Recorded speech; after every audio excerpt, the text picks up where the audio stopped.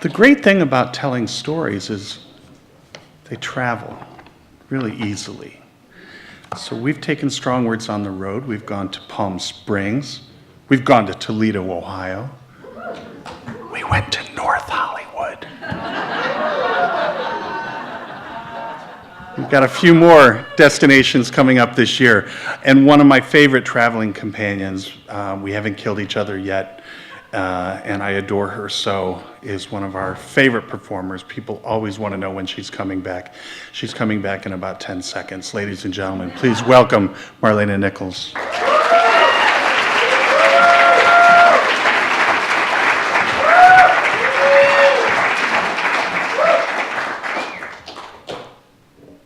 That's my pageant wave.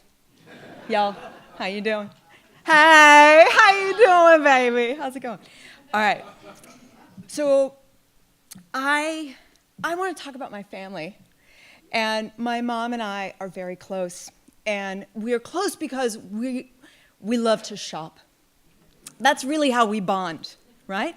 So shopping with my mother is a lot like shopping with Karl Lagerfeld. You know, if Lagerfeld were starring in a Tarantino movie.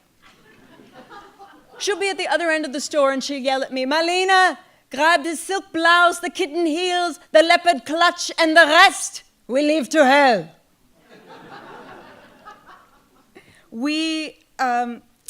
She shops, she really lives and shops by her intuition. You know, she'll call me on the phone and she'll say, Marlene, I have a feeling that we need to go to New York because I think we'll find shoes.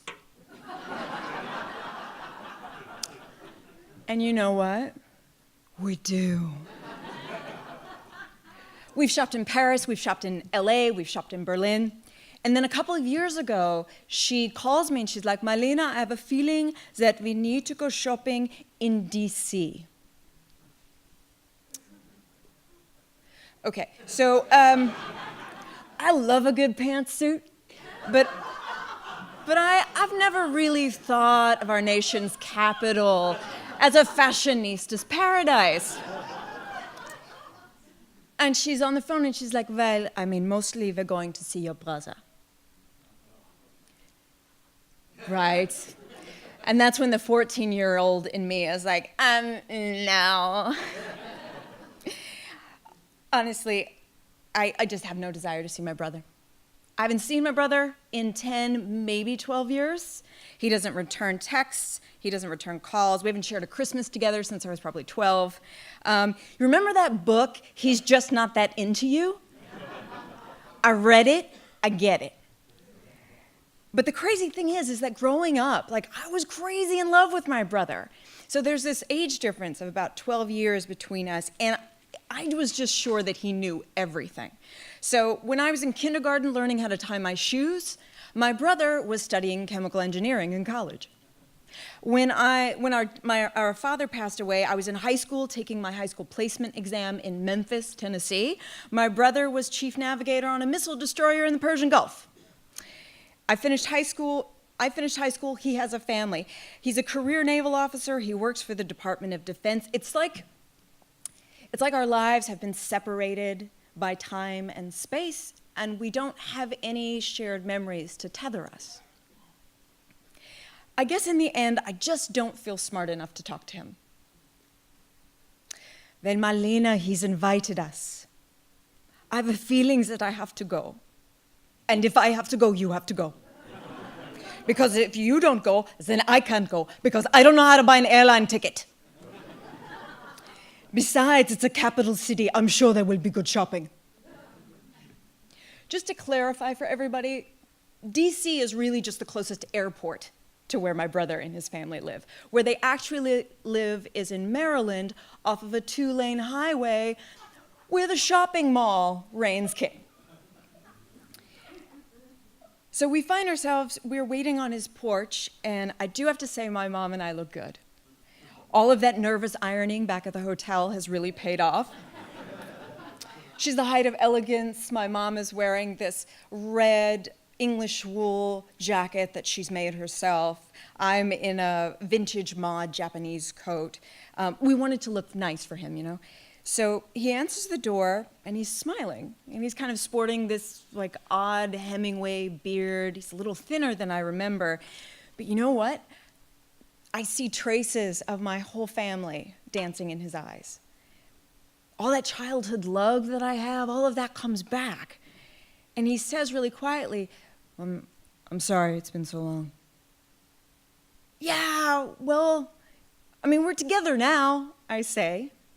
And he kind of laughs under his breath. And then my sister-in-law steps between us. So maybe it wasn't really just time and space that had been keeping us apart all of these years. You should know that she's knitting. She's a knitter. As in, she has a roll of yarn tucked up under her armpit, and one of her needles pokes me in the side as we hug. She says, oh, it's so nice to see you again. It's been years. What can I make you? How about a nice Afghan? Would you like an Afghan? What do you think of a waffle motif? I'm going to put you on the project list. You'll be number 8 on the project list. Everyone loves my work, but 8 eventually becomes number 1, and then you'll have your Afghan.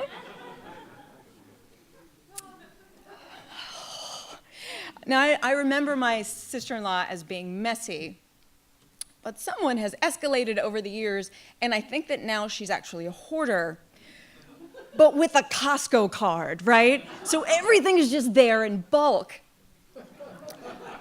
And I swear to you, there is a feline army of 13 cats that comes out from the pallets of paper towels and sodas, and there is a one-eyed tabby. I am there, I'm sneezing, and I'm surrounded, and there's this one-eyed tabby that comes up to me, and I swear to you, she's saying, like, may the odds be ever in your favor.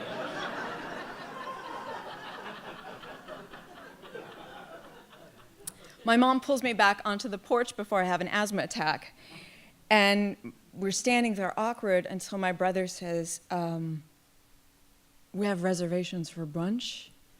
You hungry? So we do what estranged families do. We go eat, you know, and the Officers Club in Annapolis is beautiful. It's got these floor-to-ceiling windows. My brother takes a seat at a table, and he's just kind of gazing over the Potomac. The room, omelet stations, cheesecake towers, there's like a 40-pound salmon. We kind of stack the table with all of these different plates. We're trying to encourage him to eat because he looks a little thin. It starts to rain. And then he just kind of blurts out, and he says, the machinery of my body is malfunctioning. I couldn't swallow a pizza crust, so I went to the doctor. And then he starts explaining this diagnosis that he's received. And immediately, I think of my dad, because it's a similar stage 4. And he's like, it's not what Dad had, as if he's reading my mind. If we take into consideration all of the data and the possible medical trials at Johns Hopkins, I plan on being an outlier. And the waitress bends over and refills his coffee. My sister-in-law, still knitting. You'll be moving to number 7 on the list soon, and then you have your Afghan. You sure you don't want an Afghan? Yeah. So after brunch, we do the other thing that estranged families do, which is we go drink. Mom rides in the other car, and then my brother rides with me 30 miles down a 2-lane highway to his favorite winery. And he leans back in the passenger seat and he asks, mind if I eat? He unzips this mini lunchbox cooler, the kind that secretaries take to lunch, basically what I take to lunch, and he sets up this portable lab. Like my brother all of a sudden is this mad scientist, and he's pouring water into this pink powder, and he's pouring it back and forth between these beakers, and then he raises his shirt, and he has this white tube that's coming out of his stomach, and that's where he pours it in. And let me tell you, this stuff smells rancid. I have to open the window, and he apologizes. He's like, I'm really sorry, sis, about the smell, but if it smelled like McDonald's, everybody be doing it. I've streamlined my diet. It's only water, wine, and mint chip Haagen-Dazs that pass these lips. Oh, I could tease him. That's my dream diet. How is it that you are always ahead of me? What can I say? Early adapter.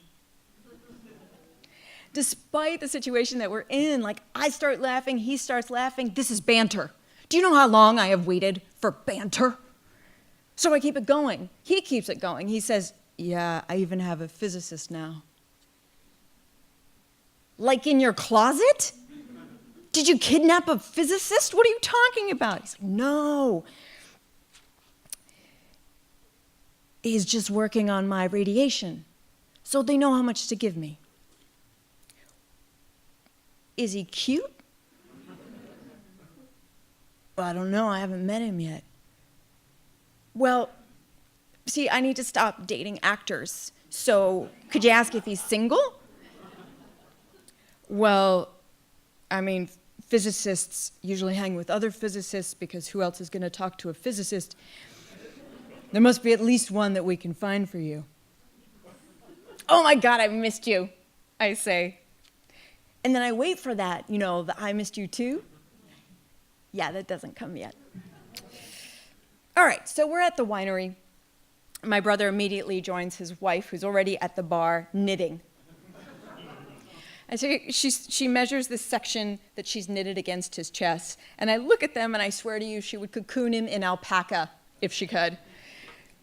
I go to find my mom, who is roaming the gift shop with her head stuck in the neckline of a sequins t-shirt that reads, Jesus drank too.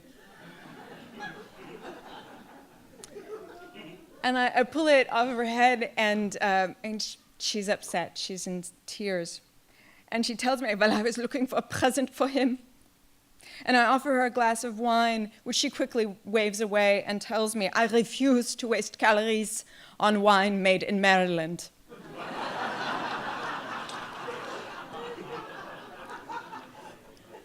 So we drive back to our hotel, and it's not my responsibility to make my mother feel better. I can't, but I can at least try. And she's in the car, and she's like, well, it shouldn't be happening, Marlene. You know, I was supposed to go first, and then your father, and then him, and then you. And your father messed up the order, but I'm still the mother, so I go first. And I'm like, Mom, he's not dead yet. And she's like, well, I know that. And there's this moment where I think, well, do you still want to buy him a present? And my mother waves out, looking out the window, and just is like, where, Marlene? Where?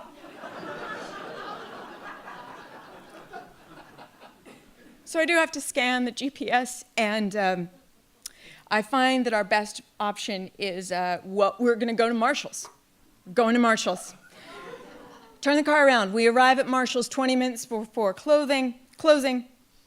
And golf shirts and Calvin Klein briefs are just being thrown around in the air.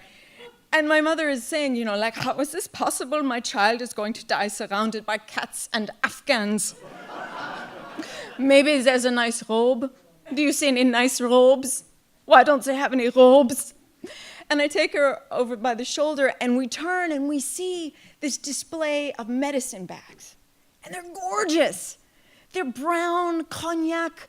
They have the zipper tops, and inside it's like a navy blue lining with white polka dots. It even has a zipper on the bottom, so you can just throw your razor in and be gone. And it's the perfect gift because I know that my brother is going to use it. And it is the worst possible gift because I know that my brother is going to use it. And we buy wrapping paper, tissue paper, gift bag, ribbon, bow, a card. We take it back to the hotel. This is the most magnificently wrapped present you have ever seen. And it sits there on our desk just sort of waiting. So the next day, my brother comes to the hotel, and he's alone. And we get 1 hour.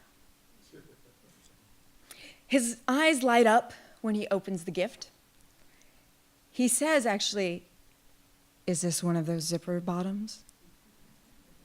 Thank you, I can really use this.